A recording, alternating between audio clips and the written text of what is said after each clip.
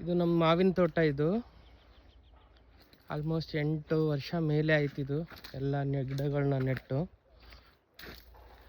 200 to 300 plants ಇದೆ ನೋಡಿ. ಇವಾಗ ಮಾವಿಂದು ಗಿಡಗಳು ಹೊಡಿತಾ ಇವೆ. ಇವಾಗ ಹೂವು ಎಲ್ಲ ಆಗ್ತಾ ಇದೆ. ಈಗ ನೋಡಿ ಇನ್ನೂ ಹೊಡೆದಿಲ್ಲ ಇದು ಗಿಡ. ಇವಾಗೆಲ್ಲ ಸ್ಲೋ ಆಗಿ ಫ್ಲವರಿಂಗ್ ಆಗ್ತಾ ಇದೆ. ಇಲ್ಲಿ ನೋಡಿ ಫ್ಲವರಿಂಗ್ ಬಿಡ್ತಾ ಇದೆ. ಬಿಕಾಸ್ ಇದು ಬಂದು ಜನವರಿ ಮಂತಲ್ಲಿ. ಆದರೆ ಪ್ರಕೃತಿನ ನೋಡಿ ಹೆಂಗಿದೆ.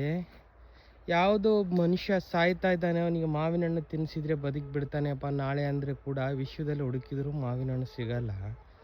ಆದರೆ ನಮ್ಮ ತೋಟದಲ್ಲಿ ನೋಡಿ ಈಗ ಆಲ್ರೆಡಿ ಒಂದು ಮಾವು ಇಷ್ಟು ದೊಡ್ಡದಾಗಿದೆ. ಇಲ್ಲಿ ಬಿತ್ತಿದೆ ಇದಕ್ಕೆ ಗಿಡಕ್ಕೆ.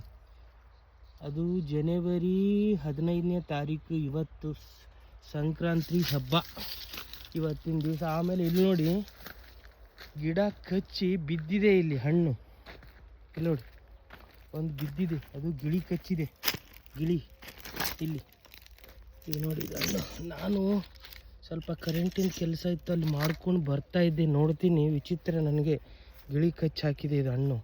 ಆಮೇಲೆ ಇಲ್ಲಿ ನೋಡಿ ಇನ್ನೂ ಒಂದು ಇಷ್ಟೊಂದು ಹಣ್ಣಾಗಿದೆ ಇಲ್ಲಿಗ ಗಿಡದಲ್ಲಿ. ಇಲ್ಲಿ ಹೂವು ಬಿಟ್ಟಿದೆ. ಈ ಕಡೆ ಇಲ್ಲಿ ಹೂವು ಬಿಟ್ಟಿದೆ, ಇಲ್ಲಿ ಹಣ್ಣಾಗಿದೆ. ಇಲ್ಲಿ ಹಾಂ, ಏನು ಪ್ರಕೃತಿ ಯಾವ ಥರ ಅಂತಲೇ ತಿಳಿತಾ ಇಲ್ಲ. ನಿಸರ್ಗ ನೋಡಿ, ದುಡಿಯೋನಿಗೆ ಎಲ್ಲಿದ್ರಾದರೂ ಹಣ್ಣು ಉದುರುತ್ತಂತಲ್ವಾ, ಆ ಥರ ಇದು. ಇಲ್ಲಿ ನೋಡಿ ಏನು ಮಾಡಿದರೆ ಇವಾಗ ಮಾವಿನ ಹಣ್ಣು ಸಿಗುತ್ತೆ ಹೇಳಿ.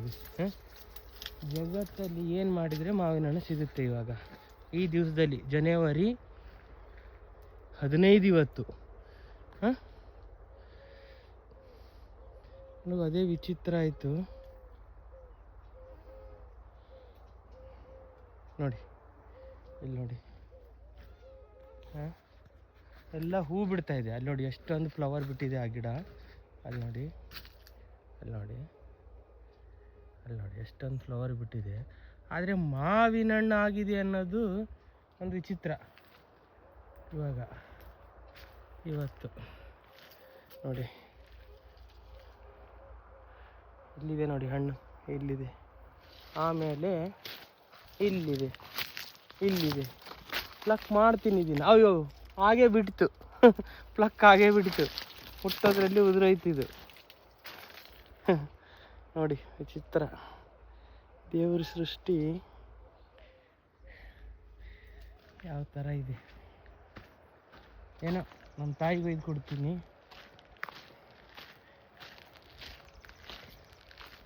ನಮ್ಮ ಹುಡುಗರೆಲ್ಲ ಅಲ್ಲಿದ್ದಾರೆ, ಊರಲ್ಲಿದ್ದಾರೆ. ತೋರಿಸ್ತೀನಿ. ಇಲ್ಲಿ ನೋಡಿ ಇನ್ನೂ ಎಲ್ಲ ಇದಾಗ್ತಾ ಇದೆ. ಇದನ್ನು ಮನೆಗೆ ಹೋಗ್ತೀನಿ ಇವತ್ತು.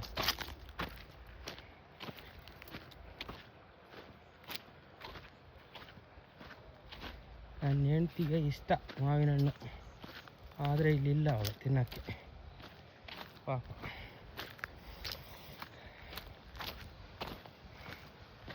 ವಿಚಿತ್ರ. ಇಲ್ಲಿ ನೋಡಿ ಸ್ವಲ್ಪ ನೀರಾಗಿದೆ. ಇದೆಲ್ಲ ಗೊಬ್ಬರ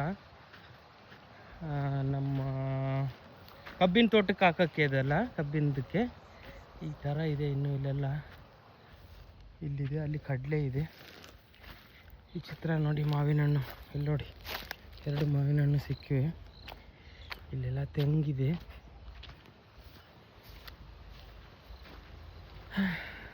ಏನೋ ಕಾಡಲ್ಲಿದ್ದರೆ ಪ್ರಕೃತಿ ತಾನಾಗೆ ಬದುಕಿಸುತ್ತೆ ಮನುಷ್ಯನ. Thank you. ಶೇರ್ ಮಾಡ್ತೀನಿ ಇದೇ ವಿಚಿತ್ರಗಳನ್ನು.